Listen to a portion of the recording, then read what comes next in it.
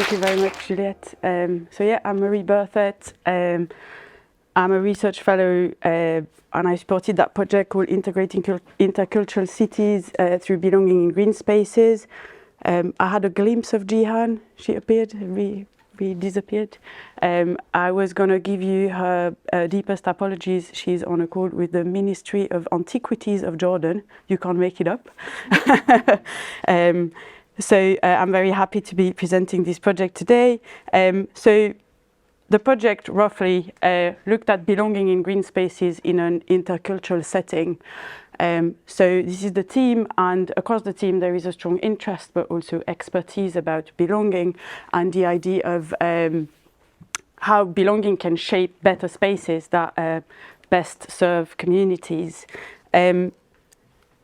The project, when it started, responded to two documents that were published by Leeds City Council. One was the Leeds Park and Green Spaces Strategy, and the other one was the Leeds Culture Strategy. Both documents talked about interculturality, integration, intercommunality, and so on and so forth. And so the idea was to explore how belonging could perhaps inform the policies that derived from those documents. So basically there is two sort of strands of results in this research, and I'm going to try and focus on the second one more. The first one is that we basically, strictly speaking, looked at how people develop their sense of belonging in green spaces.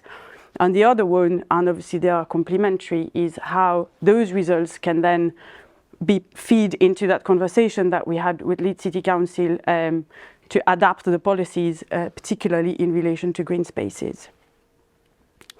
So this is what we did, the usual, research process. But as I said, I'm gonna try and focus on the policy side of things.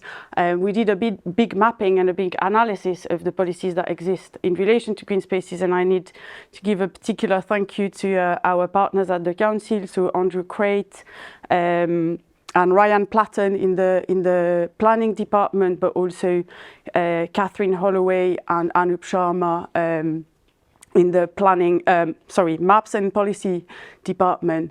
The idea was to look into the gaps in those policies and think about where belonging could help filling those gaps.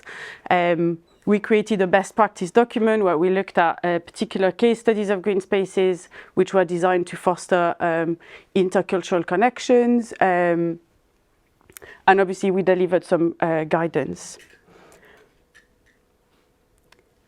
So in terms of collaboration with the council, strictly speaking, as I said, I'm not going to delve into the methodologies and so on and so forth. I'm trying to focus on what perhaps can support the work of our partners from the council. There was a partnership, we established a partnership with Leeds City Council and an organisation called Hyde Park Source, which I'm sure some of you know, that designs community gardens. And so they took over with a group of 15 volunteers, a mixed group of students and local residents from Hyde Park. One section of the site that you see on the photo on the top, which is the Royal Park site garden in Hyde Park, which used to be a primary school and is currently being converted into a green space. We co-produced a workshop on policy and governance of green spaces together with our council partners, and we produced a big document of policy analysis. So, as I said, there is an element of that research which involved looking at how people built their sense of belonging in green spaces, and this is a very important part of the research, but that is not what I want to expand on today. Just to basically give a bit of a focus on the community garden, those were some extra bit of finding that we did.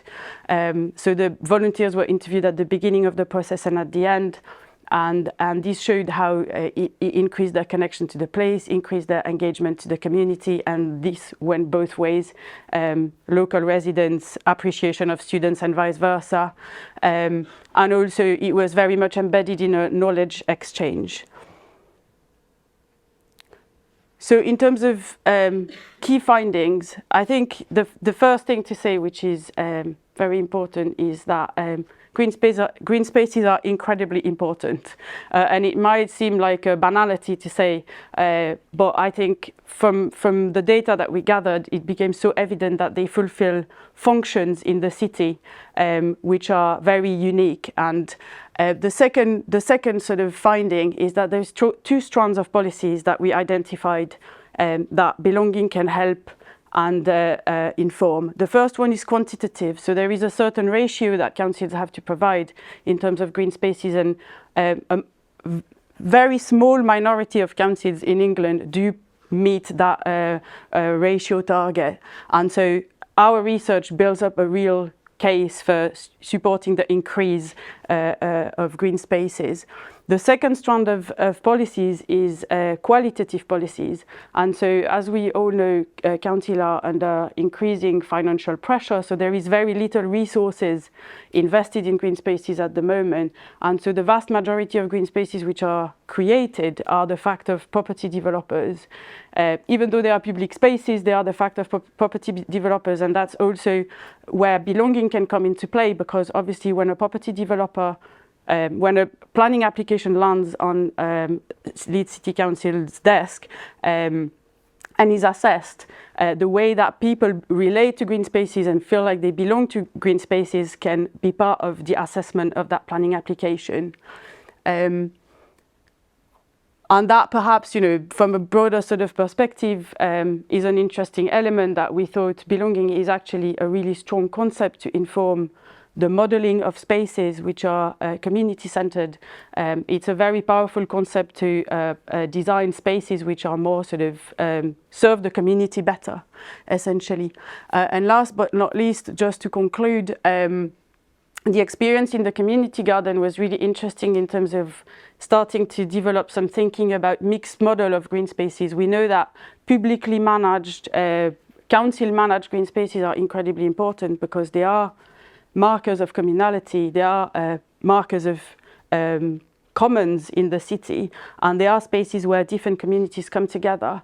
But they are not a magic recipe for communities to mix and for tolerance and a peaceful intercommunal living in the city.